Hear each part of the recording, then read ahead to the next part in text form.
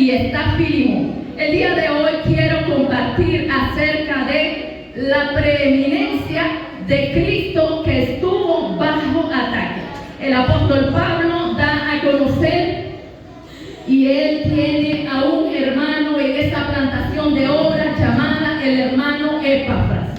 Él es el pastor de esa iglesia, como que hoy digamos la iglesia Nueva Esperanza, que es el campo de iglesia Arca de Noé. Pero el pastor general, o sea, el líder general modelo, el apóstol Pablo, se encuentra en una cárcel de Roma, diciéndole a los hermanos filipenses: orad por mí para que yo salga de este lugar. Diciéndole a los hermanos de Efesios: orad en todo momento por mí para yo salir de estas prisiones. Diciéndole a los hermanos de Tesalonicenses: orad por mí para que en todo tiempo se me abran las puertas y poder predicar este evangelio. Ahora Pablo está en la cárcel y el hermano Epafras está en aquel lugar. Él se quedó a cuidar en aquel momento al apóstol Pablo y acompañándole en ese lugar. Y ahora podemos entender de que las cartas carcelarias, si Pablo no hubiera estado, amados hermanos, preso en Roma, no sé de qué forma se hubieran escrito. Pero como Dios sabe nuestras vidas y nos conoce, entonces Pablo le decía a los hermanos: hermanos, oren para que a mí se me haga fácil ir a Roma y llevarle este evangelio, porque es que yo quiero ir, les decía Pablo, a ministrarle los dones de lo que el Señor quiere hacer en sus vidas. Yo quiero ir a este lugar, le dice Pablo, para ministrarles la palabra de Dios y que conozcan la verdad del evangelio. Yo quiero ir, hermanos, oren para que Dios todo lo haga posible. Y ahí comenzó. Pablo nunca pensaba que iba a ir preso a Roma a predicar esta palabra, pero él fue y llegó preso a Roma. En el capítulo 28 de Hechos nos dice: Pablo iba en la compañía Augusta como prisionero en aquel lugar a cargo de uno de los grandes de esa compañía que lo llevaría custodiado hasta la cárcel o el lugar donde en Roma sería juzgado. Aquel día una casa a domicilio se le asigna a Pablo y al soldado romano que era relevado continuamente cada día era atado a su mano con una cadena. Pero Pablo no perdía el tiempo, amados hermanos. Pablo estaba y le preguntaba: amado soldado, ¿cómo está en el oriente? Quizás lo que está pasando en el imperio. ¿Qué me puedes contar? ¿Vamos ganando las batallas o van perdiendo el imperio romano? Pero después Pablo venía y le decía: amado, ¿has recibido a Jesucristo? Tú eres y tú puedes ser un soldado en las filas de Jesucristo.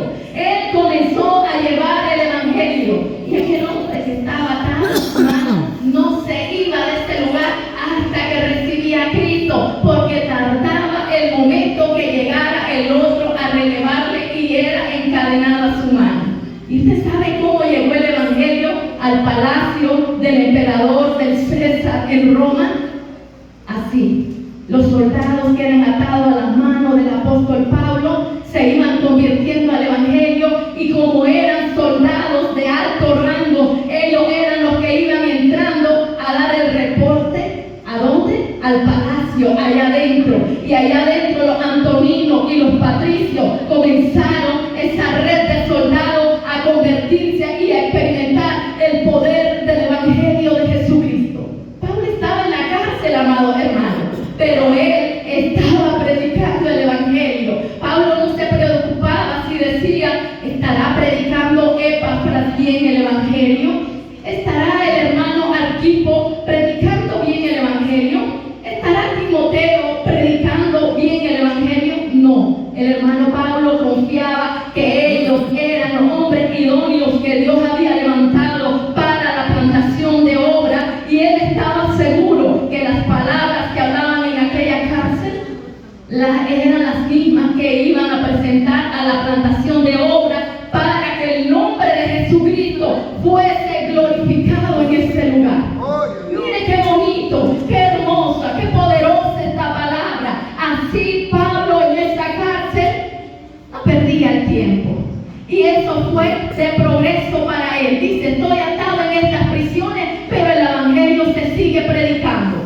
Filipenses dice, no sé si lo hacen por envidia, si lo hacen por afán, si lo hacen por fama, si lo hacen para que lo mire la gente, no sé.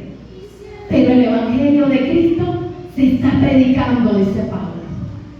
Él estaba en la cárcel, pero afuera sus oponentes comenzaron a predicar el Evangelio. Porque ellos sabían que si Pablo estaba afuera, ellos no lo podían hacer. Pablo era una persona muy preparada, era un apóstol de Jesucristo. El Señor lo había conjurado y confinado y ungido en aquel momento como apóstol de él. No era que alguien había llegado y le había dicho, hermano Pablo, tú eres apóstol. No, Jesucristo se le apareció aquel día que cayó y lo declaró para ser predicador, pero que también iba a ser atribulado por predicar el Evangelio del Señor. Así, amados hermanos, que el día de hoy estamos introduciéndonos a un poco de la historia de Colosenses, y en primer lugar, el versículo 8, Pablo le dice, mirad que nadie os engañe. En primer lugar, Colosenses estaba siendo atacada por los momentos más difíciles. Pablo había salido de la cárcel y ya se estima que para el año 63 después de Cristo, Pablo ya estaba fuera de ese lugar por un rato. Porque después les voy a contar qué fue lo que le pasó al hermano Pablo. Para mí vamos a seguir con la prédica. Entonces la filosofía dice Pablo que no nos engañen a ustedes, hermanos. Porque alguien predica bonito si no bombardea a Pablo. ¿De qué sirve que no le dice que se arrepienta? ¿De qué sirve que te apaña y te alaba y te endulza el oído con palabras bonitas y bien floreadas? Le dice, pero eso no es de Dios, dice Pablo. Esa es pura filosofía humana. Así, hermanos, que no os dejéis engañar, porque hay muchas personas que forman parte de los falsos maestros y le van a endulzar palabras bonitas. Ay, qué bonita mi hermanita, va a decir ella, Dios, ¿cómo la usa? Usted dice, ay, qué alegre. Amados hermanos, tenemos que saber discernir. ¿Es Dios el que está hablando o es el enemigo para que yo me sienta mal y no mire el nombre de Dios glorificado por mí, que soy yo simplemente un siervo o una sierva y que lo que necesito es bajarme más abajo y que el nombre de Cristo sea glorificado? Amados hermanos, cuando vienen esas personas así, Pablo le dice, ¿qué le dice? Que usted está en ese lugar y que él sigue siendo el apóstol de Jesucristo, pero es de Jesucristo, no es por nuestra humana personalidad. La fama que recorre en la vida de Pablo, ¿por qué es? Es porque él es servidor y es prisionero de Jesucristo.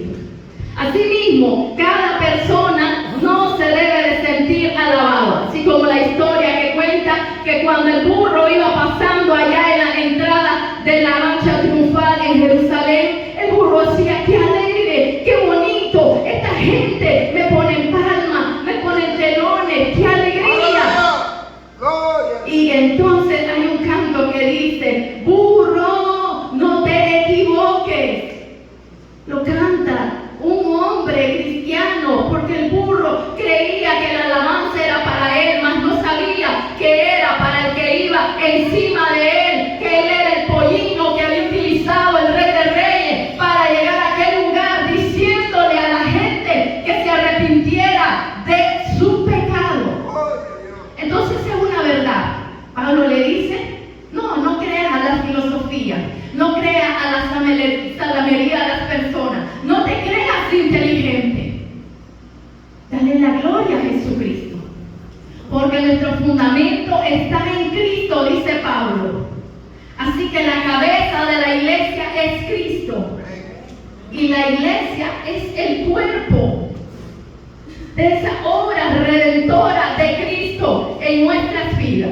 Y seguimos avanzando. Ahora el versículo 9 nos dice así: porque en él había corporalmente toda la plenitud de la deidad. El capítulo 1 del Evangelio de Juan, amados hermanos, nos dice: En el principio era el verbo era Dios y el verbo estaba con Dios. Entonces, la plenitud de Cristo del principio, ahí está la deidad. Dios Padre, Dios Hijo, Dios Espíritu Santo y su manifestación poderosa sobre la vida de todos aquellos apóstoles.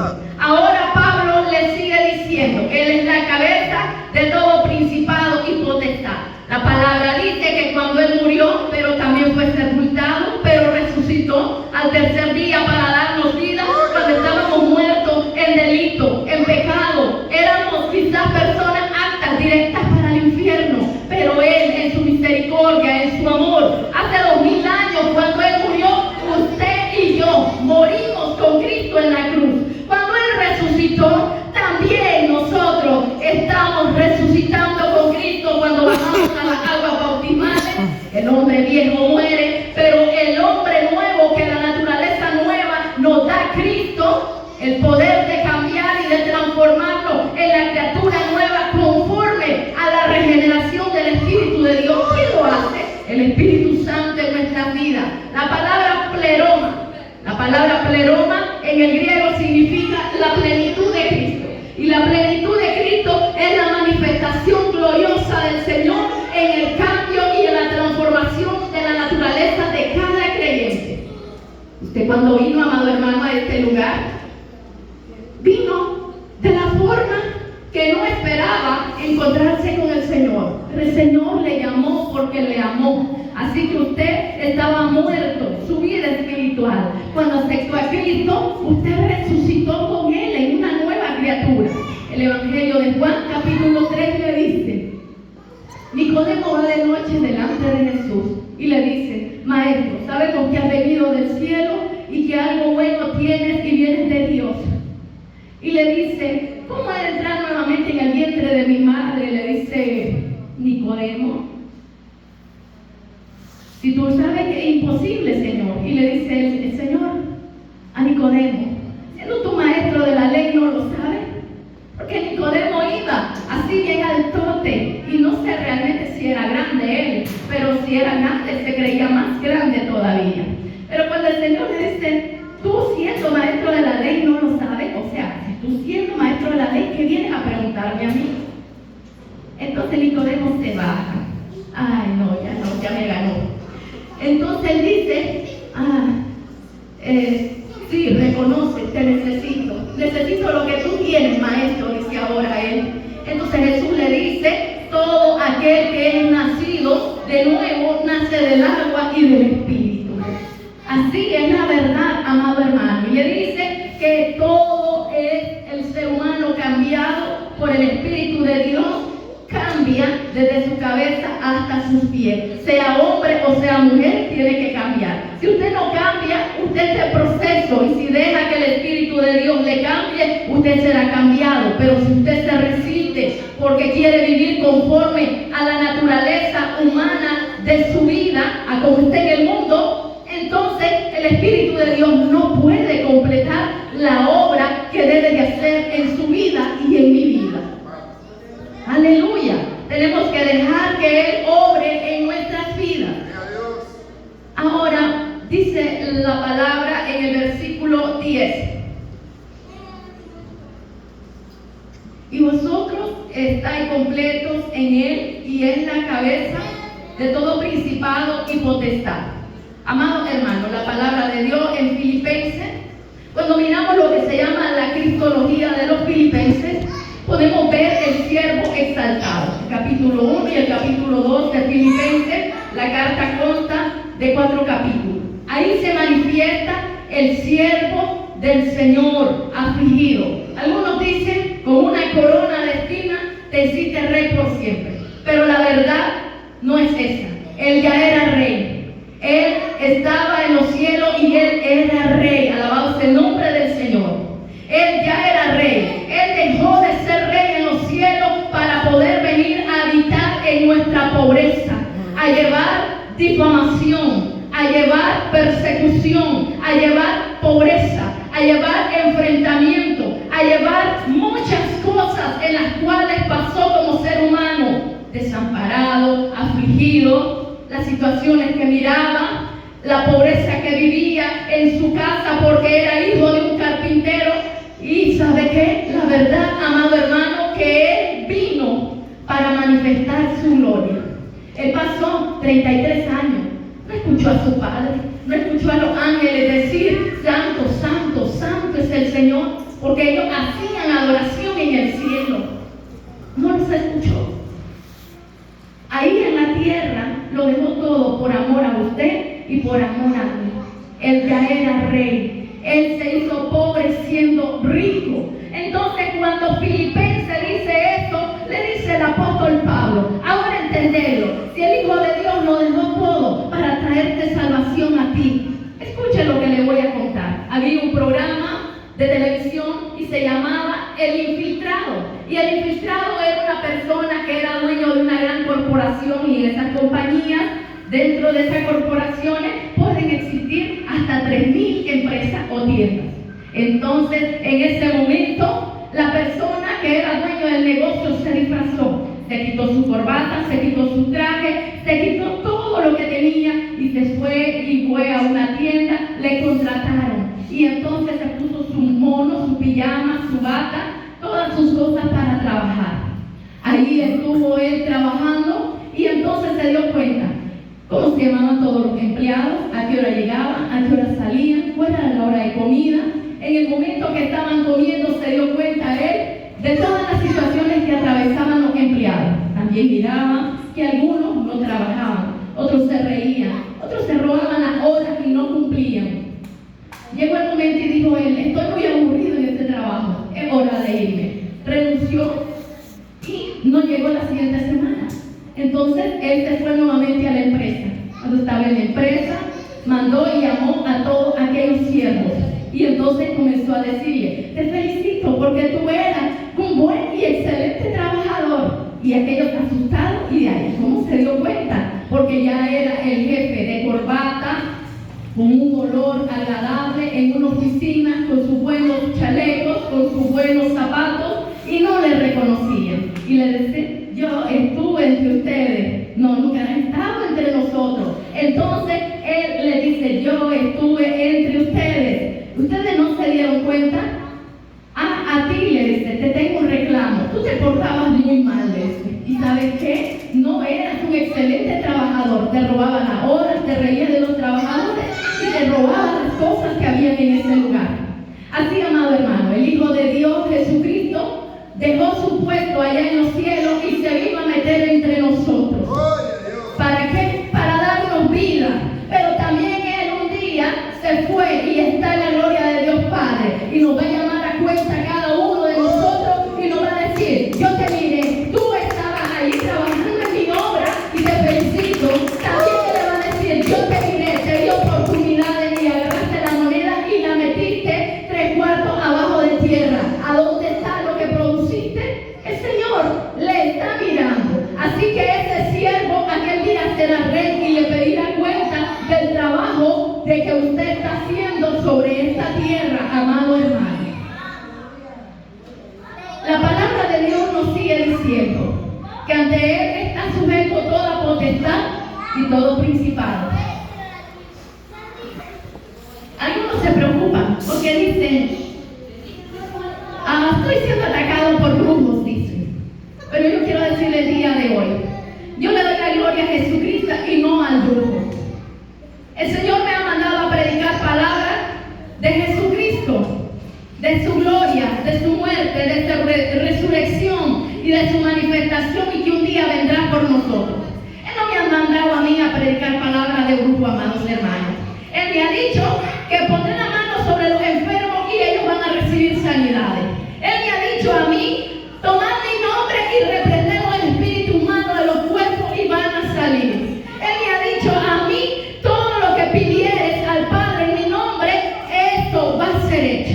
Aunque Pablo dice que la lucha no es contra carne ni sangre, sino contra potestades, contra todo lo que se mueve en la región celeste. Amado hermano, quiero que considere, la lucha no es contra el brujo, la lucha es contra la manifestación demoníaca de los demonios que poseen al brujo. El brujo necesita convertirse a Cristo, así como aquel día lo hizo aquella mujer que salió del espíritu de adivinación de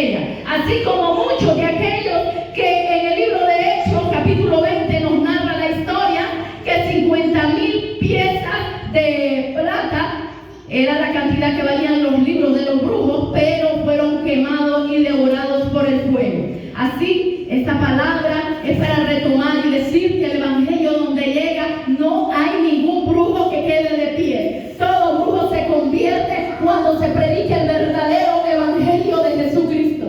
¿Para qué? Para que toda rodilla se doble ante el Hijo de Dios. Este es el evangelio que predicamos hoy y también lo predicó hace 2000 años atrás el apóstol Pablo. Entonces usted puede considerar, no le tenga miedo al brujo. El brujo es de carne y hueso igual que nosotros, y si no se arrepiente, nos sentimos mucho. Hay un lugar de condenación también para el brujo. Así que lo mejor es de que se convierta a Cristo, porque hay dos lugares. Uno, el cielo, para los que se arrepienten y nacen de nuevo, conforme a la naturaleza de Cristo Jesús. Y número dos, ¿dónde? El infierno. No hay purgatorio, amado hermano.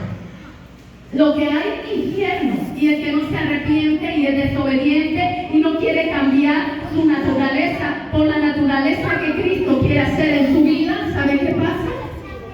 Entonces él mismo será condenado, porque el Hijo de Dios no condena a nadie. El Hijo de Dios quiere que todos se arrepientan y procedan por el camino correcto. Ahora avanzamos y dice la palabra del Señor aquí en el versículo 12.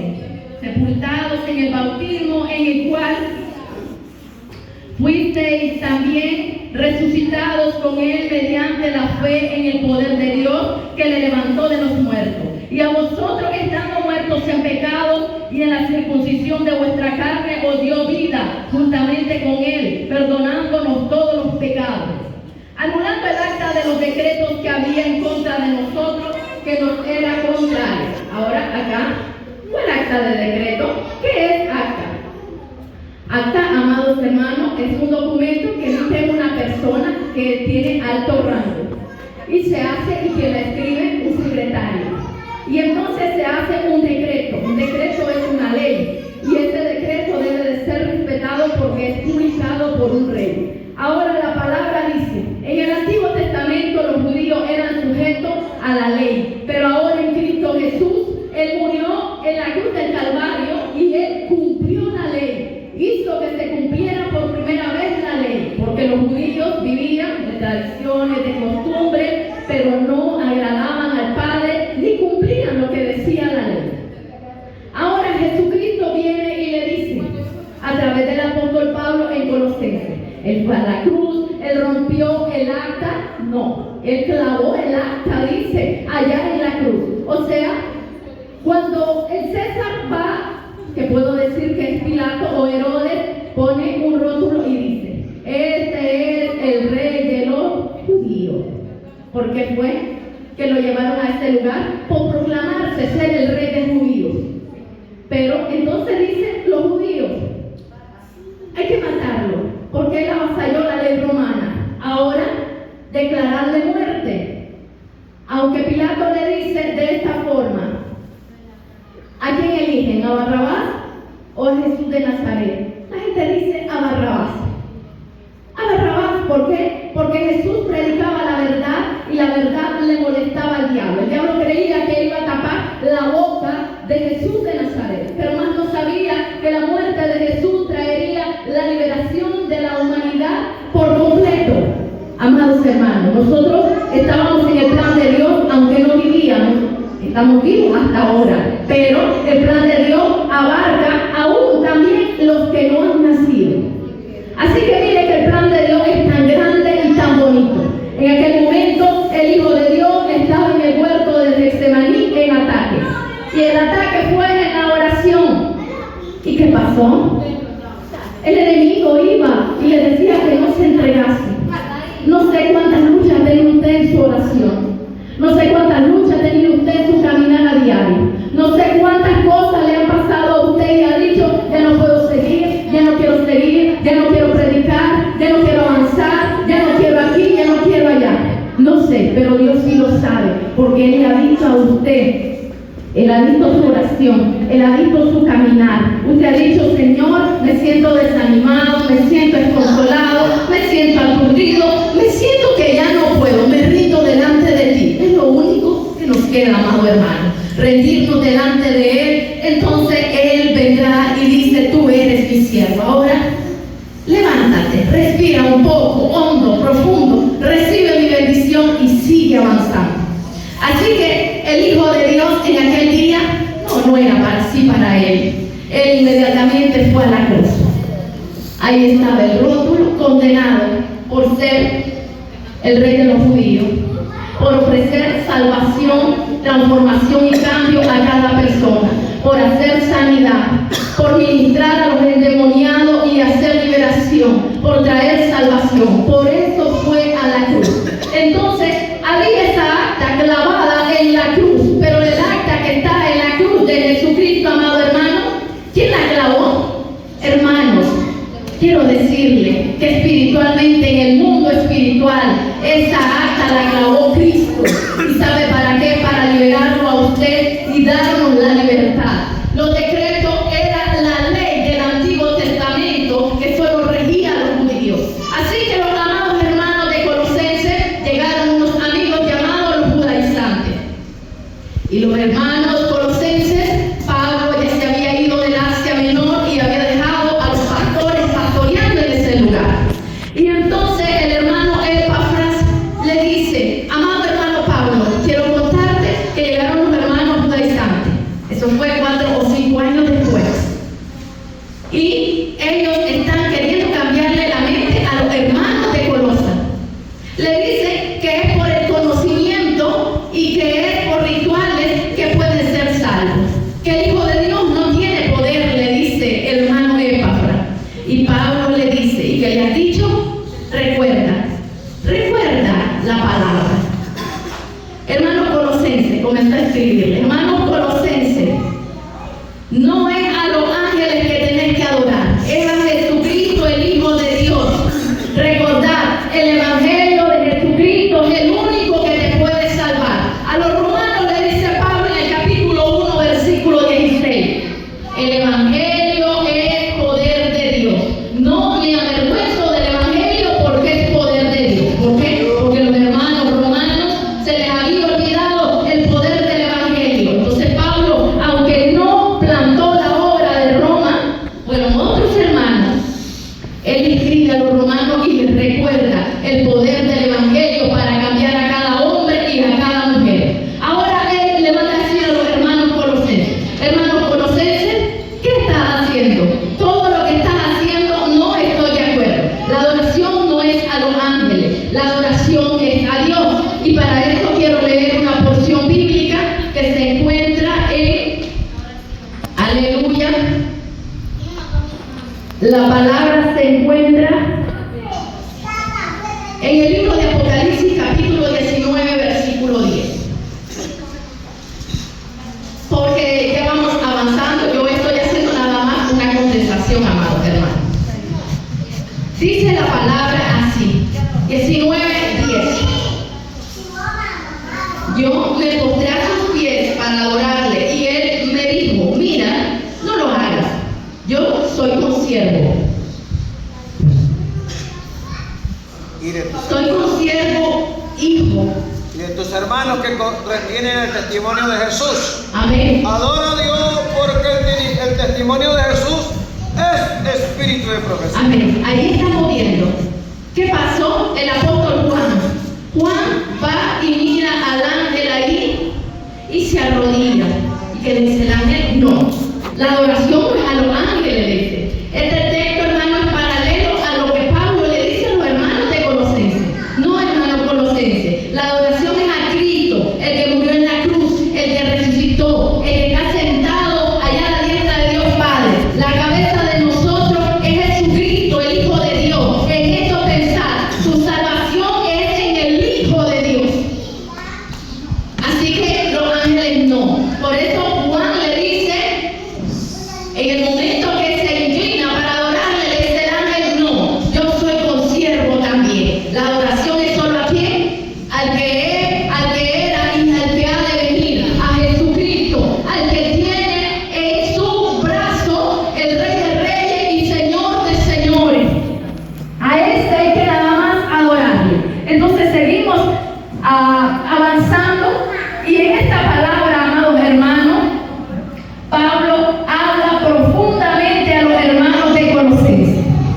porque muchas veces podemos hacer prácticas en nuestras vidas que no están de acuerdo con la Escritura.